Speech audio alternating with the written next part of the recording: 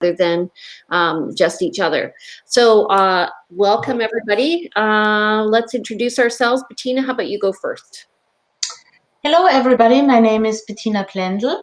I'm a certified financial planner and have some designations around the divorce finances. I'm operating and working out of Nanaimo, but I actually serve all of BC in the position of a financial neutral in the process. Okay, and Lori.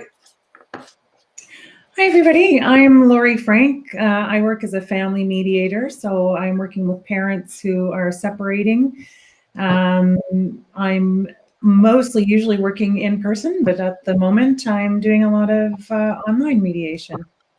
Okay, and Laurel. Hi, everyone. So I'm Laurel Dietz. I am a lawyer at Lineal Legal Coaching. So we're a family law firm with offices in Victoria and Duncan, although we are all working from home right now. So we are primarily family lawyers, and what I provide are services of consultation and guidance for people who are going through separation and divorce. So legal advice, but not necessarily full representation. Okay, so you're kind of like the coach. Yeah, that's why I call my method legal coaching as opposed to just like a regular law firm. Gotcha. So I thought what we could do is sort of talk about what each of us offers. We are all sort of part of a team that can work together to help you through the separation divorce process. It's a very stressful time, and the idea came about because we often are referring to each other anyway. And so I thought I get a lot of questions regarding who should people talk to about what. And so I thought I'd bring these guys together and we can give you an overview. So let's first talk to Lori Frank. So Lori, you're a mediator, and what's the name of your company? It's Lori Frank Mediation and Consulting. Okay, and then who are the type of people who normally come to you? I'm typically working with parents who are separating and wanting to work through their parenting plan and the division of finances, and are looking to try and avoid court, are looking for a collaborative way of moving through things. They're not necessarily parents who are amicable. Some, there's a lot of conflict going on, but they're looking for a way to move through things, in a way that is in the best interest of their kids, where they have more control over the process and the decisions that are being made. So my role in all of that is as a neutral person, to help them have those conversations, to help them weigh all the pros and cons, to help them problem solve through the pieces that they're stuck on. And then at the end, I write up what's called a memorandum of understanding, and it outlines the agreements that they've come to. And are you still doing that right now? I am. What I'm focusing on right now is offering online mediation for people who maybe already have an agreement, or we're somewhere in the middle of their separation process, and the situation we find ourselves in right now have brought up very specific conflicts, or maybe their agreement that they have in place right now, there's things that they need to tweak just for this period of time. So whether that's their parenting schedule, or maybe there's some financial stuff they need to figure out if they've lost work, or those kinds of things. Yeah. So working more on those very specific situational pieces. And then for clients who are wanting to start the separation process, or found themselves in the middle of it, I'm working with them more so in, this is a good time to prep for when you can really move through that process. When more services, the other kinds of services that you need to bring into the process, are more readily available. So this is a great time to think about what you would like in your agreement, to maybe get some financial pieces in place, to get legal advice on different things that you may have questions about. So it can be a difficult time to start the separation process, but there's still things you can do. Okay. Yeah. So one of the things that people can do is get their financial picture in place. So we have Bettina here. So Bettina, tell us, how long have you been doing what you do, and how do you do it?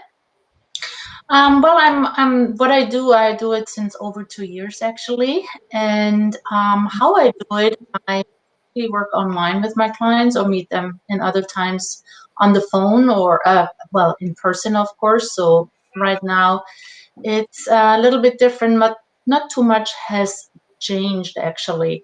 What I'm looking for is being at the financial neutral and assisting the couple. First of all, often because between the couple, one looked after the finances, the other one didn't really. One might have had the head in the sand and really not any interest, which is fine.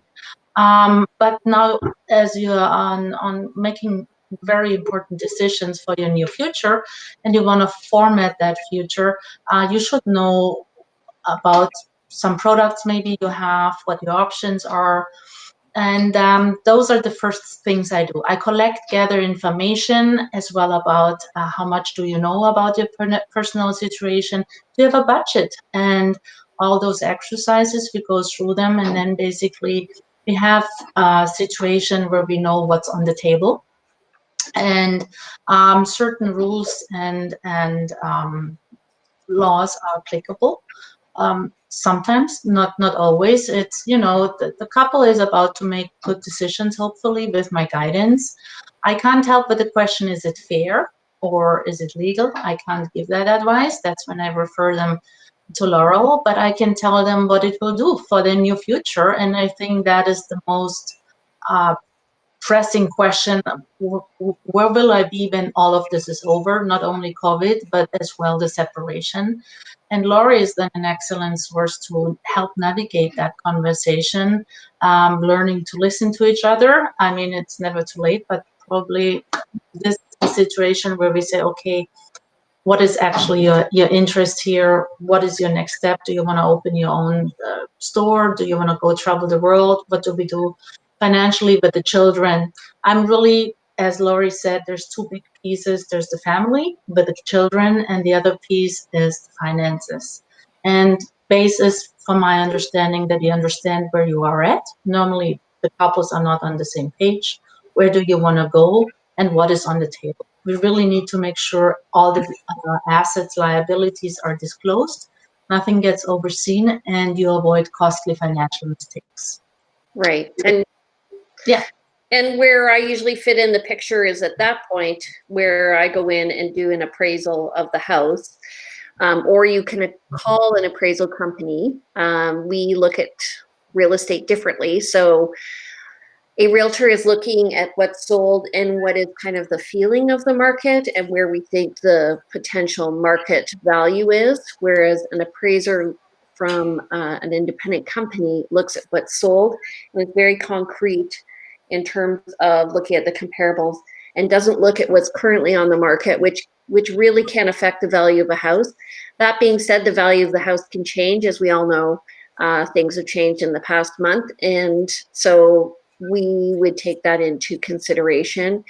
And you have to understand that there's a time period at which all this information is valid, but it needs to be revisited as people go through the process. So sometimes I've done an appraisal. I remember once I did an appraisal and it came in at 425, and then 6 months later it was at 450. So that's a big change. And I'm happy to work with people who are looking to figure out what the value of their home is over time. Okay, so Laurel, you are kind of the, I think you can be one of the end products, service products. So you're a legal coach. How do you work with your clients? So I do a few things, and I'll contrast myself in comparison to Bettina and Laurie. But so we can help draft agreements for clients if they've come to terms that they want, or if they have a memorandum of understanding, they want it in a legally binding document. Then they can come to us, and we'll draft up that agreement. No problem. From there, if you don't have an agreement, discussed or reached through Lori or Bettina, then I work with clients on a one-on-one basis. All my clients are one-on-one. I don't work with the couple like Bettina and Lori will. I'm an advocate. So what that means is I take the side of my client. That's what you're paying me for.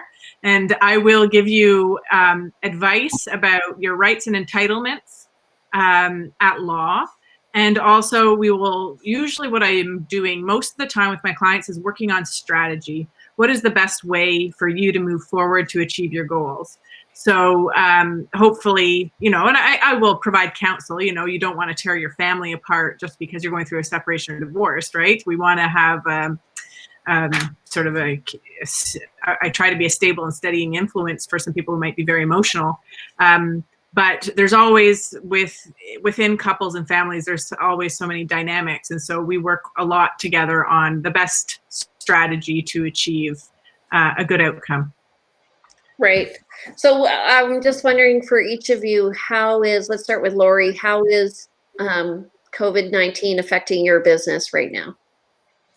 It's definitely slowed things down. Only certain things it's up to clients really, but some clients really want that in-person experience. They want to move from point A to point B, in a shorter period of time. And that in-person can sometimes create a better flow for them. Whereas other clients are like, yeah, no, I'm good to get online, and they prefer it because they don't have to be in the same room as the other person. And that kind of takes out some of the dynamics that we're working with in mediation. And but yes, it's definitely a slower time, I would say. I'm getting lots of inquiries, answering lots of questions, but people have so many things going on right now that for some of them, they're able to put some of this on the back burner and they'll pick it up when the timing's right. And for other people, there are those more pressing things that they just want to deal with, one or two things. So it's kind of all over the place, I would say. Yeah, I'm finding, for me, I'm really screening people right now in terms of real estate, whether or not they want to sell. We are happy to take on vacant listings, but I find that, if there are people in the home, and especially if there's a renter, you just can't sell a house. Mm-hmm. So if people are looking at those assets right now, it's just better to wait. Are you working, Bettina? Are you finding people coming, needing, to me, it's a good time to get your financial picture in place. Yes, absolutely. Since you're home, it's absolutely a great time to put your put the gloves on and go through those old filing cabinets, dust them off, and work through your finances. As some of the things we need is going back into the past as well. If you brought certain assets into the relationship, it's time consuming, nothing really want to do. So if there's really absolutely nothing else to do, that would be a good time to get started now. Fortunately, most people are hooked up with their banks and institutions online. So It's absolutely easy to get most current information if necessary. And again, I don't, it won't change that soon. I assume that we will be bound to our houses and homes, and relationships will change. We hopefully see more babies, and we hopefully see many marriages with big parties again. And we unfortunately will see some relationship changes in the sort of separation. And I think if you're not happy at this point in your relationship and you can't figure it out, it would be a good time to know, okay, once all of this is over, the COVID, there's a silver lining, and you already start the process. So I don't really see any slowdown. People still have offers on houses and things they need to sort through and have that separation agreement ready at a certain point. And we had all quite a shock time, I guess, 2 weeks about on average. And now things are getting back to something which is new. Will it be the new normal? I don't know. But people, depending on your personality, start to digest. and act on it. And that's, I think, a good thing. Again, I work remotely with many clients across the province because they live really far out and don't have any professionals, or they just want to have the privacy protection. Yeah. And so for me personally, nothing really has changed. And the days of exchanging shoe boxes, I sometimes get shoe boxes, but most of the times it's zip files or online statements. Yeah. So What about you, Laurel? What's going on in the courts? Yeah, so I think initially what we saw when everything came in, I've spoken about this before, is we saw kind of everyone was in shock, and even the courts were in shock, and they effectively shut down for anything but emergency and urgent applications. And I definitely notice a real change this week. I just unfortunately, I think a lot of the ugly of this pandemic is coming out as well. So I'm noticing there's a larger increase this week of business and people contacting us, and I think the courts have they've digested what's happened, and they're doing they're developing procedures so that they can get back to some sort of modified procedures, like so that it's not just emergency and urgent applications, that normal applications can proceed as well. So we know right now with the Supreme Court, the BC Supreme Court, which deals with all the property and debt in family matters and divorces, they are going to be starting some telephone hearings, some limited telephone hearings, which they're going to be looking at and considering whether they can expand those hearings. The Court of Appeal is going to be hearing their appeals by Zoom. So there you have it. And I think the provincial court is developing new procedures right now, because the provincial court tends to be the first court most people end up in. It's really the working court is what they call themselves. And then as far as like what I'm seeing in my own practice is, like I said, that the ugly part of the pandemic is coming out. So the system has been bracing for, pardon me? Behavior, is that what you mean? Yeah, so the system, the justice system, and a lot of the collateral supports have been bracing for a large increase in intimate partner violence during this time, or violence in the family unit. And so I think we're starting to see that, especially with something about what happened in Nova Scotia recently kind of seemed to just like open the floodgates, and it's hasn't stopped since. And so it's really not great news, but I think it means that people are settling a bit, right? The initial shock is over, and so they're off their best behavior. They're off their best behavior, but I mean, as some people are off their best behavior, and others are like, okay, well, this is it. Now we have to carry on with life. We can't stay in a suspended state forever, and realistically, this could go on for a very long time in some fashion. So we need to get back to business. We can't just sit around and wait for life to continue.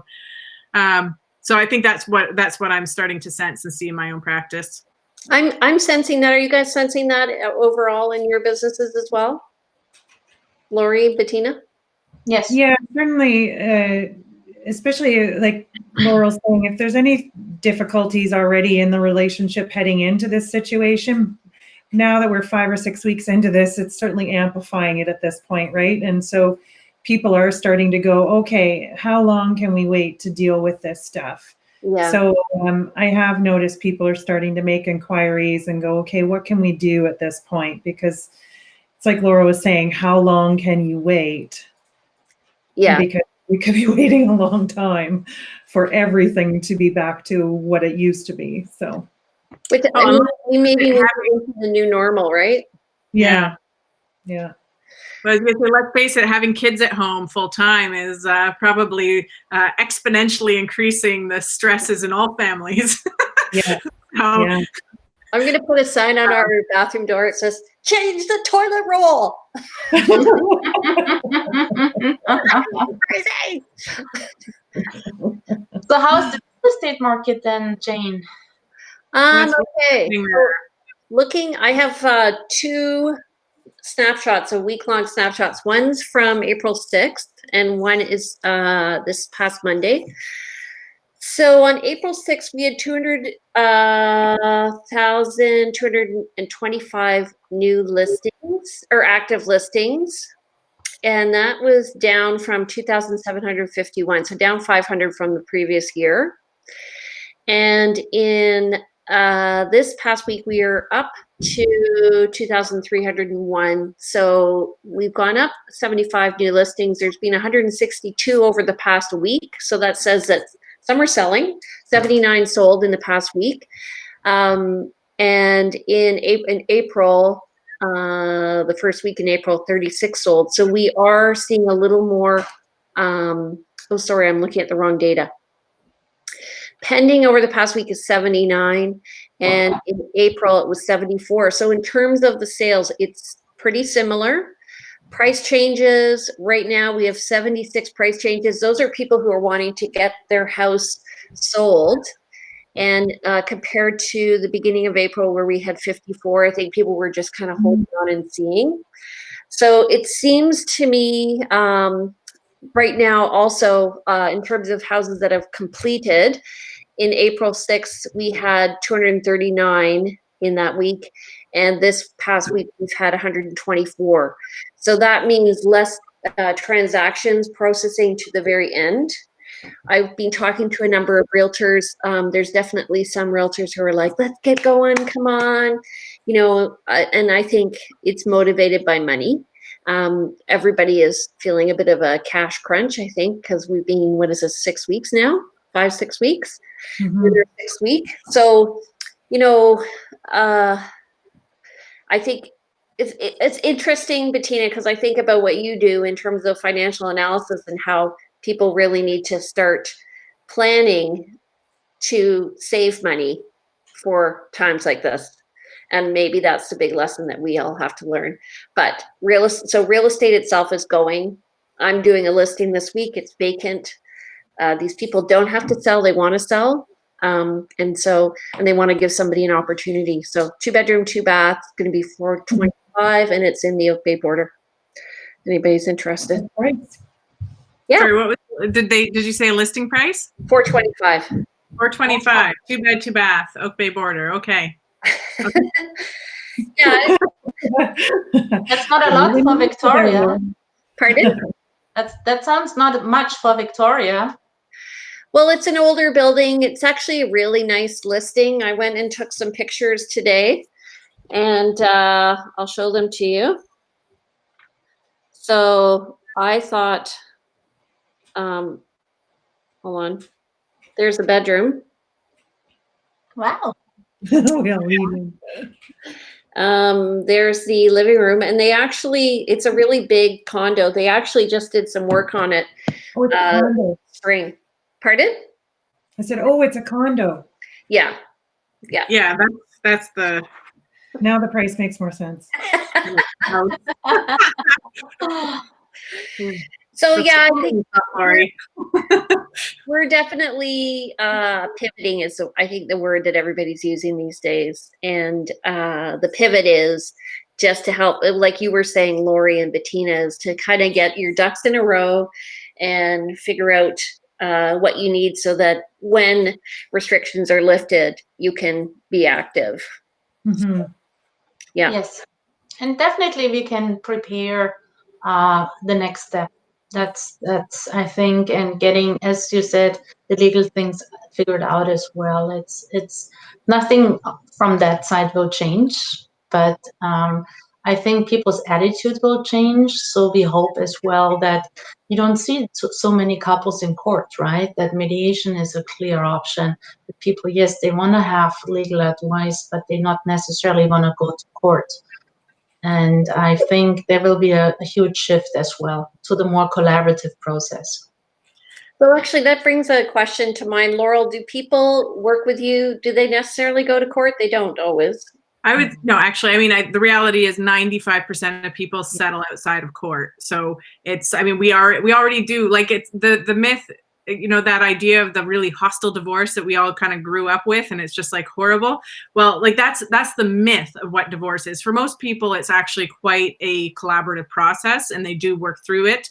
And people, I have found, more often than not, are very generous in their divorce. There's always a bit of conflict, and that's why it's good to get legal advice, and it's always good to have that legal advice.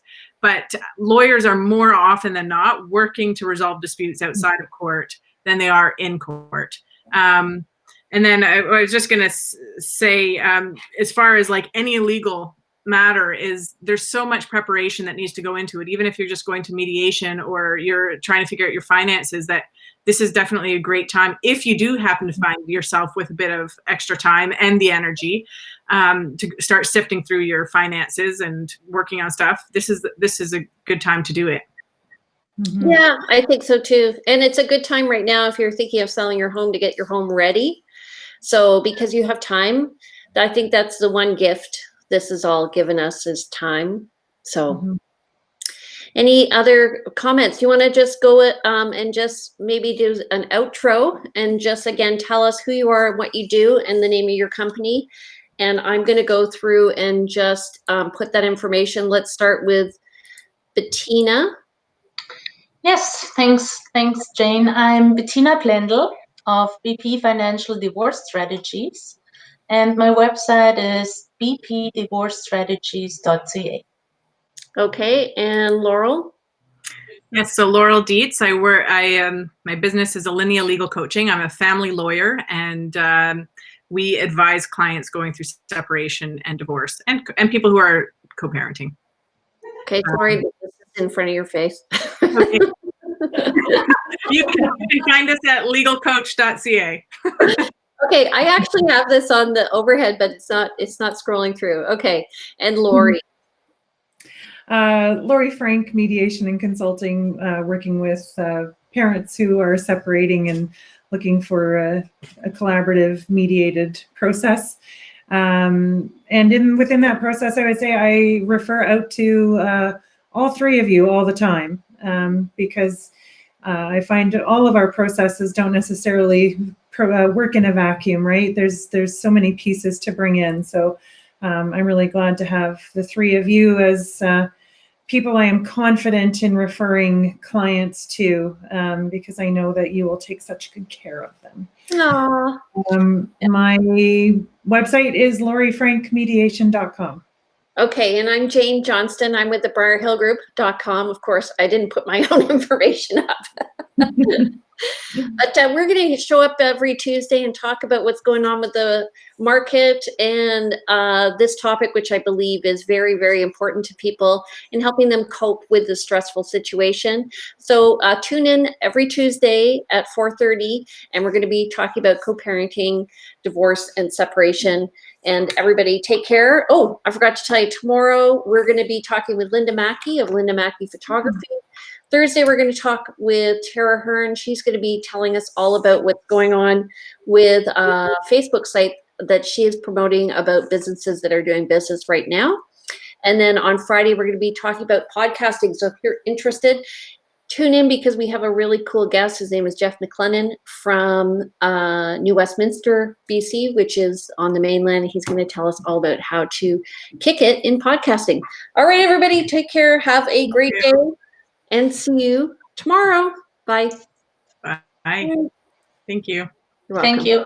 You're welcome.